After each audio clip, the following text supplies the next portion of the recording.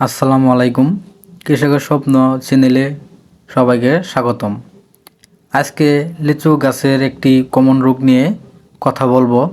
এই রোগটি সম্পর্কে সবাই জানেন যে লিচু গাছের পাতা পোড়া রোগ।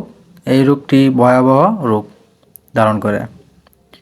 এর কারণে গাছের ফুল ফল আসা বন্ধ হয়ে যায় এবং গাছ তার প্রয়োজনীয় খাদ্য তৈরি করতে পারে না এবং মাটি থেকেও খাদ্য গ্রহণ করতে পারে না।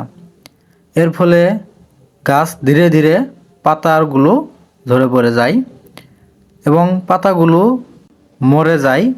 আস্তে আস্তে গাছটি মারা যায়। এই পাতা পোড়া রোগটি অনেক কারণে হয়ে থাকে, যেমন গাছে যদি পটাশের অভাব থাকে এবং পটাশিয়ামের অভাব হলেও এই রোগটি দেখা দেয়, অথবা বিভিন্ন ছত্রাকের আক্রমণ এই রোগে দেখা দেয়। এখন ছত্রাক মাটিতে শিকড়েও হতে পারে, ছত্রাকের আক্রমণ এবং গাছের মধ্যেও হতে পারে। এই দুটি কারণে মূলত পাতাগুলো এরকম পোড়া পোড়া একটা ভাব হয়ে যায়। এই পাতাগুলো প্রথমে হলুদ বর্ণের ধারণ করে এবং আগা থেকে পাতা পোড়া শুরু করে এবং একটা পর্যায়ে পাতাগুলো ঝরে যাবে। এই রোগ থেকে রক্ষা বা দমন করতে হলে আমরা যে কাজটি করব সেটা হলো পটাশিয়াম ইউজ করব।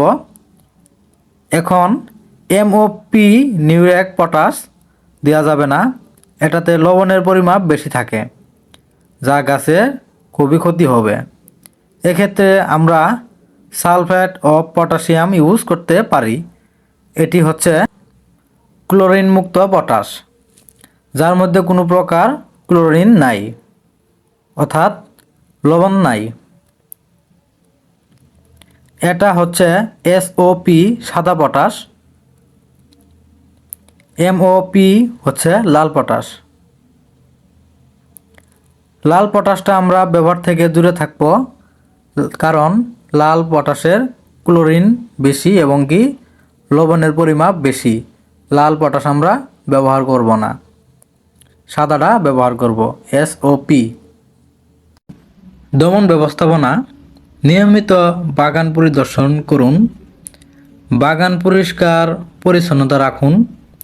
ফল সংগ্রহ শেষ হলে গাছের মরা ডালপালা, ফলের বোটা, রোগ বা পোকা আক্রান্ত ডালপালাও অতি ঘন ডালপালা ছাঁটাই করে পরিষ্কার করে দিন। পরিষ্কার করার পর একটি ছত্রাকনাশক স্প্রে করুন। ম্যানকোজেব 80 WP গ্রুপের ছত্রাকনাশকের নাম হলো 1 ডায়োথেন M45, 2 ইন্ডোফিল M45, 3 জেস, 4 ট্রাইকোজেব, 5 কাফা, 6 নেমিসপুর, 7 ম্যানকোজেব।